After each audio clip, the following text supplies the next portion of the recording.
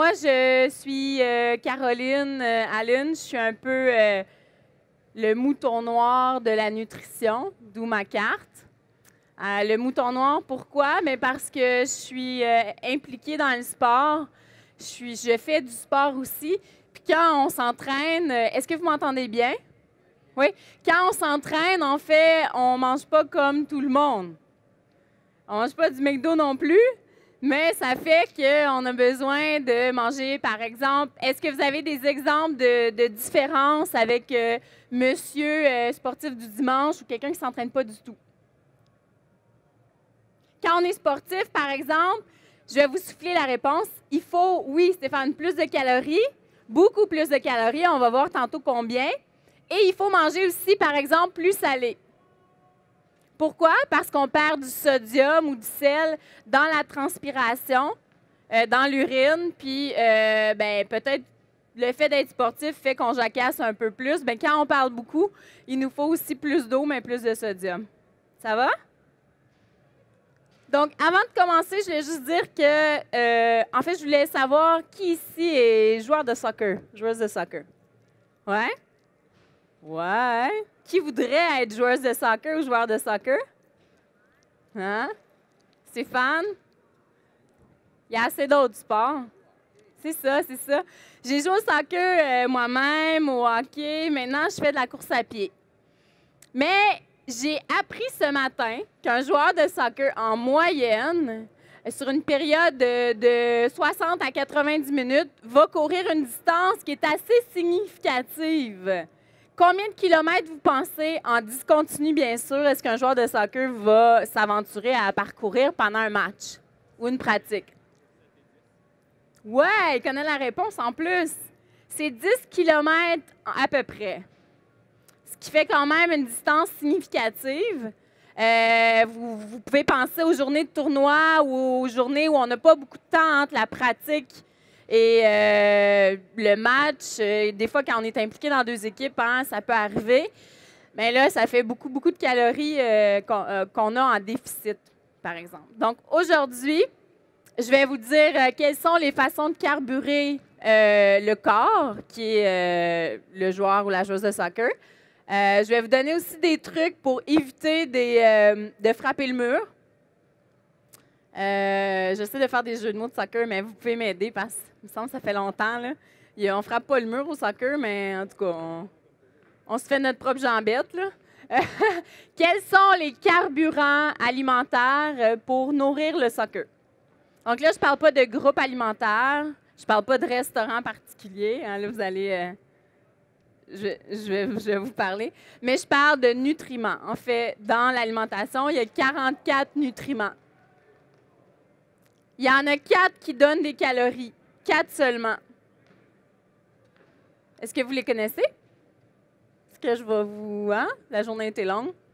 Il y a en fait, ça finit tout en « id ». Les protéines, ou comme diraient les Français, un peu à la chichi, les protides. Un bon truc pour s'en rappeler, c'est qu'il y a les glucides en grande partie. Donc, au moins la moitié de votre assiette ou votre panier d'épicerie ou votre sac à lunch devrait être composé de glucides. On va voir tantôt qu'est-ce que ça mange en hiver. Ensuite, presque le quart des calories consommées devrait provenir des protéines ou des protides. Et qu'est-ce qui reste par la suite? Les gras, l'huile, les lipides. Et il y en a un quatrième que nos parents aiment ou nous-mêmes, on peut boire si on a l'âge de le faire, l'alcool. Mais ce n'est pas vraiment un super carburant pour le soccer, hein? Donc, en fait, c'est ça. Les lipides, les protéines, c'est à peu près à part égale. J'ai donné aussi un calcul par rapport au poids corporel parce que, bien sûr, si on prend l'exemple de Steve puis on prend l'exemple de Caroline, les besoins en caloriques ne vont pas être similaires, ce qui va faire en sorte que les besoins en glucides, protides, lipides vont être différents aussi. Où est-ce qu'on retrouve les glucides? On a mon laser ne va pas jusque-là. Donc, je vais pointer toi à la place. Non, c'est pas vrai. On a la section des glucides en haut avec les produits céréaliers. Donc, on parle de glucides nutritifs ou de glucides peu nutritifs. Glucides nutritifs, ça serait comme les bagels, le riz, le couscous, les gaufres même. Il y a une anecdote d'un coach de soccer qui disait que lui, le coach, avait entendu un parent dire que, en fait, c'était beaucoup mieux des pâtes que des crêpes avant un match de soccer. Parce qu'on s'entend qu'on peut aussi déjeuner le soir, là, on a le droit, c'est pas illégal. Qu'est-ce qui est mieux? Bien, finalement, si on fait les pâtes soi-même ou si on utilise des pâtes qui sont assez intégrales ou complètes, il se trouve avoir les mêmes ingrédients dans les pâtes que dans les crêpes ou les gaufres. Hein, la farine, moi, je ne suis pas chef, mais etc., etc. C'est que des fois, on a des mythes, on se retient de manger certains aliments ou de boire, exemple, du Gatorade, par exemple, ou une boisson de récupération, quand en fait, ça peut être très nourrissant pour l'organisme, parce qu'oubliez pas, je suis le mouton noir de la nutrition. Les glucides, on les retrouve aussi dans les fruits, les jus de fruits, les fruits secs, le miel, le sirop d'érable, yum yum. Aussi, on a les glucides dans les aliments qui sont au bout de l'arc-en-ciel. Là, on parle de bonbons, boissons gazeuses, croustilles. Quand on fait du sport, est-ce que c'est une bonne idée de prendre des jus de fruits ou des boissons type, justement, Gatorade? Qu'est-ce que vous en pensez? Oui, parce qu'en fait, je vais peut-être vous l'apprendre et vous allez dire « Ah, c'est un peu choc ». Du sucre, c'est du sucre. Donc, que ce soit un sucre de banane ou un sucre de chocolat noir, le corps, quand il s'apprête à aller courir les 10 km sur le terrain ou à faire un sport intensif, mais après 1 heure de soccer ou de sport, il faut reprendre des sucres ou des glucides.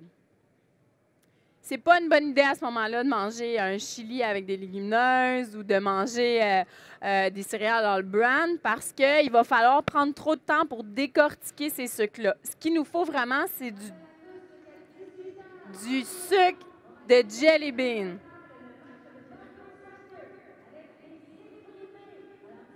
Quels seraient des bons exemples de sucre à consommer après 1 heure de soccer ou entre 2 matchs de soccer? Moi, je vous proposerais peut-être un Gatorade maison, type jus de canneberge, jus de raisin. Jus d'orange, c'est bon, mais quand il fait chaud, un peu moins. On dilue avec 3 ou 4 fois plus d'eau, puis on rajoute une pincée de sel. Ça coûte moins cher, puis c'est le fun, ça permet de faire des mélanges aussi maison. Sinon, de l'eau de coconut avec du miel dilué, une petite pincée de sel, le tour est joué. Sans alcool, si on n'est pas sur le bord de la plage. OK? Ensuite, les protéines, on les retrouve dans les produits laitiers. Il ne faut pas oublier que les produits laitiers, c'est des excellentes sources de protéines. Hein? Il n'y a pas juste les viandes. On a aussi les noix, les œufs, le poisson. Rappelez-vous ma petite blague du début. Et vous allez dire quelque chose? C'est une très bonne question. Est-ce qu'il y en a ici qui doivent recourir au Gatorade pour le sport? Ou ils trouvent que c'est très pratique, n'est-ce pas? Au hockey, quand je vais au hockey, il aurait fallu demander à Steve, mais on utilise beaucoup le Gatorade. Dans le fond, si vous êtes plus vieille comme moi, vous avez vu les anciennes annonces de Gatorade où on avait les athlètes qui transpiraient de façon néon là, du Gatorade. Donc, c'est une annonce qui est peut-être légèrement trop intelligente pour moi, qui veut se reposer devant la télé, mais ça indiquait qu'en fait, le Gatorade remplace la sueur. Donc, ce qu'on veut, c'est avoir une solution qui ressemble à la sueur. Là, vous dites, hey, dégueu, elle. Mais c'est un peu ça. T'sais, dans le fond, on ne veut pas juste boire de l'eau à outrance parce qu'on va un peu vider notre corps de ses précieux électrolytes. Il faut faire aussi ses réserves de sucre. Donc, oui, c'est une bonne idée, le Gatorade. C'est une encore meilleure idée si on le fait maison. On sait ce qu'il y a dedans. Les dattes, ça passe quand même bien au soccer. Les fameux petits biscuits Newton, peut-être vous connaissez. C'est des petits biscuits sandwich avec des figues ou des dattes en... Ouais. Ça, c'est pratique aussi, par exemple. Et pour les gras, qu'est-ce qui pourrait être des sources de bons gras que les enfants, que les jeunes, que les adultes aiment? L'avocat, c'est débilement délicieux. Soit en guacamole ou en sandwich. Non, hein? Sinon, l'huile d'olive. Soit en pesto, hein, parce que le pesto, c'est l'huile d'olive avec du basilic concassé, un peu de noix de pain. Sinon, le beurre d'arachide, les noix, excellent. Le beurre de noix, en fait. L'hummus, ça devient quand même une excellente idée. Puis, le chocolat noir. Là, je me fais des amis quand je dis ça. Donc, justement, les trucs aujourd'hui, je vais un peu les bombarder. Manger aux 3 heures. Donc, si grand-maman disait, ou si maman dit même, il ne faut pas grignoter entre les repas, ben vu que je suis le mouton noir, vous pouvez lui montrer ma carte et lui dire, Caroline, elle proposait de prendre plusieurs petites collations et des petits repas aussi. L'hydratation, l'eau. En fait, il faut boire l'équivalent de 1 millilitre d'eau par calorie consommée. Juste vous dire, vos petits champions ou vos championnes, à l'adolescence, vont manger au moins 2500 calories. Donc, c'est au moins 2500 millilitres d'eau à tous les jours. Plus, il faut calculer 1 litre supplémentaire par heure. Donc, igloo, hein? C'est de la noyade. Je regardais la bouteille d'eau de mademoiselle. Est-ce que je peux juste montrer? Ça, c'est 1 litre, hein? Oui, super. Super pratique avec son nom dessus. Ça, en fait, les gars, là, si vous devez manger 3500 calories, puis vous faites 1 heure de sport à tous les jours, mais ça fait 4 fois et demi cette quantité-là d'eau. C'est difficile de boire trop d'eau. Difficile. Pas mal difficile parce que votre vessie va vous l'indiquer là, assez vite. Quels sont les signes de carence en eau? Qu'est-ce qui va m'arriver si je manque d'eau? Ça, c'est super important pour une coureuse ou un joueur de soccer. Premier signe, les crampes. Je vais avoir des crampes aux muscles, mais je vais surtout avoir des crampes abdominales, puis on ne sait pas pourquoi ça va être comme sur le côté des abdos. Je vais aussi avoir des crampes au cerveau. Donc, je vais avoir des céphalées, des maux de tête. Bien sûr, je vais avoir la bouche sèche. Je vais avoir une désorientation. Donc, en tant que coureuse de marathon, demi-marathon, je vais comme pencher un peu vers la gauche, puis je vais, sur mon GPS, faire des mètres de trop parce que je vais comme divaguer un peu. Puis, au niveau du soccer, ça a un impact cognitif. Donc, vous allez, comme disait Steve tantôt, quand vous jouez au soccer, vous connaissez votre rôle, n'est-ce pas? Mais quand va venir le moment de prendre une décision, si vous êtes déshydraté, vous allez être comme... C'est un split-second decision, hein? OK, est-ce que je déjoue ou je recule ou j'avance? Mais ça va avoir des conséquences fâcheuses sur votre capacité à prendre des décisions. Comprenez? Good. Oui, il y avait une question. C'est possible de boire trop d'eau. On parlait des Ironman ici. Stéphane est physio. On s'occupe beaucoup des gens malades un peu mentales qui font des épreuves comme de Ironman de 12 à 16 heures là, d'entraînement continu. Imaginez-vous, hein? Tout quoi? On appelle ça l'hyponatrémie. C'est la situation où on boit trop d'eau ou que notre corps n'est pas capable de garder l'eau. Moi, ce que je pense qui arrive dans ce cas-là, c'est que c'est pas nécessairement trop d'eau, mais c'est comme trop de sang dilué par de l'eau plate. Il faudrait qu'on ait de l'eau bonifiée avec les ions, donc sodium, potassium, calcium, magnésium, puis un petit peu de sucre. C'est une bonne question. Pourquoi je voulais parler du sommeil? Parce que peut-être à l'école, quand vous êtes bon dans le sport, vous êtes souvent bon à l'école. Et il y a des études qui démontrent qu'il faut avoir en moyenne, puis là, avec l'arrivée de Facebook et tout, hein, les heures de sommeil ont diminué. Ouais. Donc, on parle de 7h30, c'est très précis, par soir, tous les soirs. C'est pas cumulatif et transférable le samedi après-midi, là.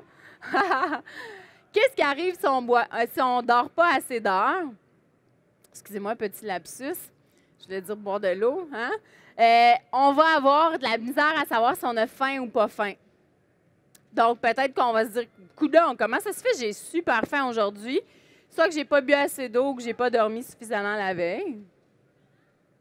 Ah, je voulais comme vous inspirer des idées de souper express juste avant de vous laisser sur le mot de la fin. Le poisson, c'est toujours une bonne idée quand vous allez au restaurant, si les enfants, les jeunes, les adultes sont prêts à l'essayer. C'est un des choix les moins gras au restaurant. Mais un poisson, c'est un autre coach qui disait ça, avec des légumes ou un poulet avec des légumes, c'est pas de la bouffe pour les joueurs de soccer qui viennent de finir un match ou qui s'apprêtent à faire un match. Il faut des glucides, il faut du riz. Sinon, on va avoir une panne d'énergie. Une véritable panne d'énergie. Donc là, ici, on a des croquettes de tofu. Vous pouvez faire des grimaces en bas à gauche. On a un pita pochette au veau au milieu à droite, une salade panzanella. Peut-être vous connaissez, c'est une salade avec du pain baguette, du feta à l'intérieur. Donc, des repas qui se mangent aussi bien chaud que froid. J'en ai beaucoup, beaucoup sur Canal Vie et dans mon livre de recettes que je peux vous montrer si vous voulez. Je le ferai passer là, par la suite. Quand vous m'écrivez un courriel aussi, vous êtes automatiquement dans ma liste. Sur Facebook, j'existe, je suis là. Je veux avoir plein d'amis. Puis je suis sur Twitter aussi, ça fait que gênez-vous pas si vous avez des questions qui vous viennent demain matin ou... Justement. Il est quelle heure, mon cher? OK, super. OK. Moi, en tant que nutritionniste, en regardant un joueur ou une joueuse de soccer, tout comme Stéphane en tant que physiothérapeute, on a des signes physiques. On peut voir, moi, je peux voir, exemple, des carences en nutriments, dans les 44 nutriments, quand je vois un athlète. On va jouer un peu au jeu de l'analyse du miroir, OK? Donc, vous allez aller à la maison puis peut-être être comme... OK, c'est très drôle. Là, attention, on se dit hypochondriaque, là, il ne faut pas trop s'analyser. Mais en fait, on a plusieurs signes qui nous indiquent qu'on pourrait avoir des carences en certains nutriments.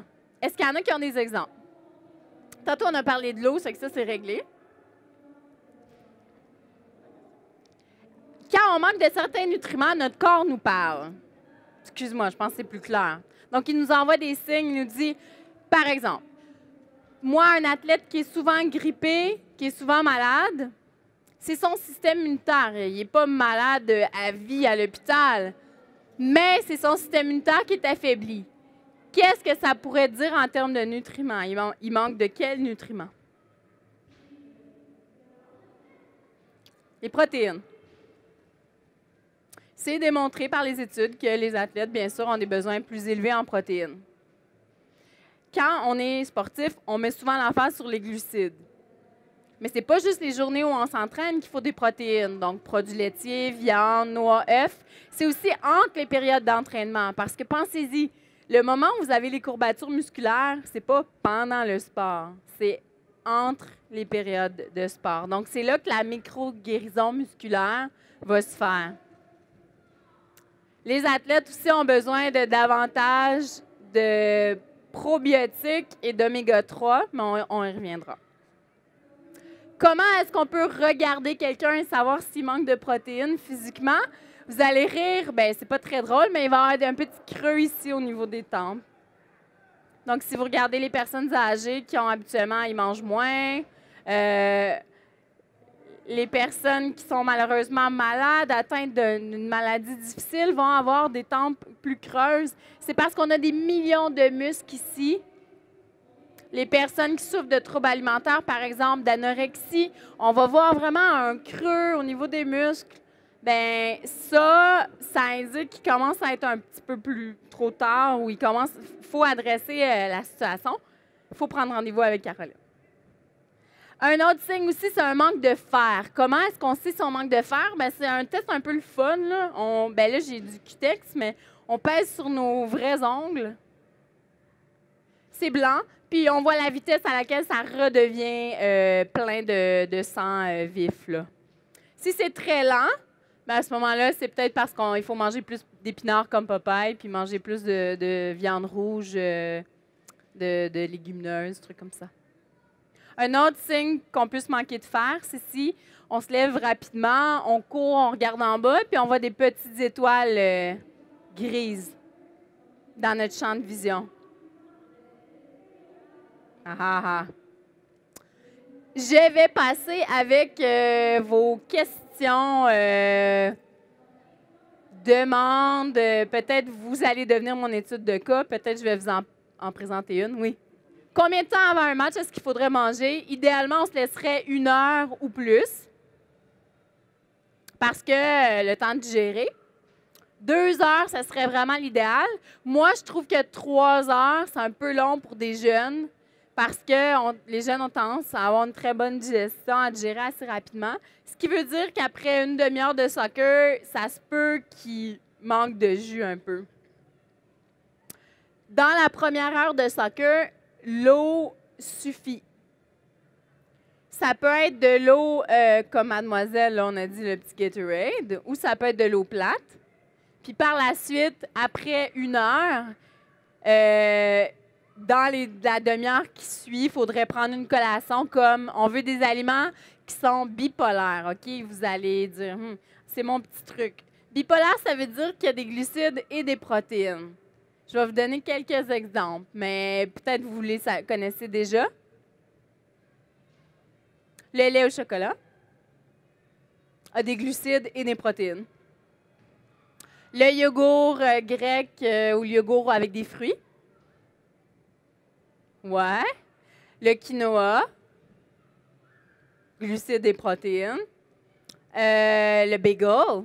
Un bagel, 10 grammes de protéines. On aime ça. Ça dépend ce qu'on met dessus après, hein? Ouais. Ben, c'est une bonne question. On est-tu mieux avec des pâtes blanches ou des pâtes au quinoa? Toutes les pâtes ont plein de protéines quand même. En fait, le blé, on appelle ça le gluten, OK? Ah, on fait des cauchemars, là. On a peur du gluten ces temps-ci. Nous, pour les athlètes, le gluten, on aime ça parce que c'est une protéine. C'est la protéine de blé.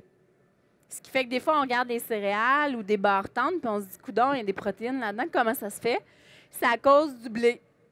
Puis monsieur ici, Fancy, il a déjà mangé des pâtes de quinoa? Bien, c'est bon. Puis tu les achètes où? Ben, ça. Elle les achète un petit peu partout, là. Ouais. Oui, oui. Ce qui est vraiment important aussi, c'est des petites gorgées, là, des gorgettes, là, des petites gorgées de rien. Donc, de caler une bouteille d'eau. Mais ce que ça va faire, c'est que ça va passer tout droit, puis ça ne sera pas vraiment agréable. Il va falloir trouver une toilette ou se retenir tout le long du match de soccer. Bon. Est-ce qu'il y a d'autres questions? Souvent, mes athlètes qui ont des heures de repas difficiles, donc, exemple, ils s'entraînent à 5 heures ou ils s'entraînent comme à 9 ou 10 heures le soir, ou le matin même. Mettons, le gars, il s'en va nager à 6 heures, ou la demoiselle s'en va courir à 7 heures le matin. L'idéal, je dirais, question rapide, là, réponse rapide, c'est de scindre le repas en 2. Donc, de prendre la moitié du repas avant, puis l'autre moitié après. Ouais, il n'y a pas d'heure pour manger. L'idéal, ça serait de manger la partie froide du repas, mettons, avant, puis la partie chaude après. Ou, on adore les shakes, les smoothies. Ça se prend bien si tu es inquiet. Exemple, le soir, tu ne veux pas faire des cauchemars, tu veux bien dormir. Mais là, tu mangerais ton repas avant. Au moins, combien de temps avant? 1 heure avant, 2 heures avant. Puis, dans la demi-heure ou l'heure qui suit, on prendrait le shake. Sur ça, est-ce que quelqu'un a une bonne recette de smoothie ou de shake ici? Est-ce qu'on peut en acheter un peu partout chez McDo, au gym, mais on peut aussi la faire nous-mêmes, au prix que ça coûte, là. Donc, la base d'un smoothie, ce qui fait que ce n'est pas un jus, on veut des protéines. Des blancs d'œufs, c'est une excellente idée. Chaque blanc d'œuf a 4 grammes de protéines, donc ça monte assez rapidement. Puis c'est un truc de barman que de mettre des blancs d'œufs dans un drink pour que ça mousse. C'est chic, ouais. Qu'est-ce qui pourrait aussi être notre base de protéines? On pourrait mettre une poudre de protéines, que ce soit de lait, de soya, de riz, d'amandes, de chanvre, ils ont de tout maintenant. Ou du lait, soya ou vache. Du lait d'amande, du lait de riz. Je ne sais pas si on a un kiosque de ça aujourd'hui ici, je crois pas. C'est pas équivalent au lait de vache, le lait d'amande ou de riz. Il n'y a pas de protéines suffisamment à l'intérieur. Mais yogourt, oui. Excellente idée. Excellente idée. Oui. On peut aussi mettre de la poudre de lait crémé. Est-ce que vous savez où trouver ça? C'est comme dans les étagères du bas à l'épicerie. C'est ce qu'on utilise pour reconstituer le lait. Sinon, le germe de blé a des protéines. Le germe de blé. Et on peut mettre aussi un beurre d'arachide dans le shake. C'est super bon. Ça fait comme un super shake. Ouais. La question du jeune homme, désolé pour le bruit, hein, vous êtes un public adorable. La question du jeune homme est bonne. Est-ce qu'il y a une heure à laquelle il faut arrêter de manger ou arrêter de manger des glucides? Non. Il faut manger aux 3 heures, sauf la nuit. Il n'y a pas d'heure pour manger ou arrêter de manger. Puis moi, ce que je trouve qui est souvent une lacune ou un piège chez les athlètes, c'est la fatigue. Les athlètes sont fatigués, ils ont de la misère à récupérer, ils peuvent se blesser. C'est important de prendre une collation intelligente, néanmoins, mais quand même le soir. Surtout si vous soupez à 5 heures, bien là, à 8 heures, il faudrait prendre une collation. Il faudrait attendre au moins 1 heure avant d'aller se coucher à l'horizontale pour permettre à l'estomac de vider... Ouais. Ouais. Quand on a plusieurs matchs successifs ou c'est des tournois, ça vous arrive, est-ce que vous avez au moins 2 heures entre les matchs ou juste 1 heure? 2 heures entre les matchs? OK. N'oubliez pas que les repas entre les matchs, c'est aussi l'occasion de faire du social, oui, mais de se préparer mentalement pour le match à venir et de se reposer. Donc, c'est important. Si vous avez, exemple, 3 matchs, ça serait de manger 3 fois si vous êtes capable. Donc, déjeuner avant. La règle d'or, c'est de prendre le même déjeuner auquel vous êtes habitué. C'est pas le temps de faire des trucs différents.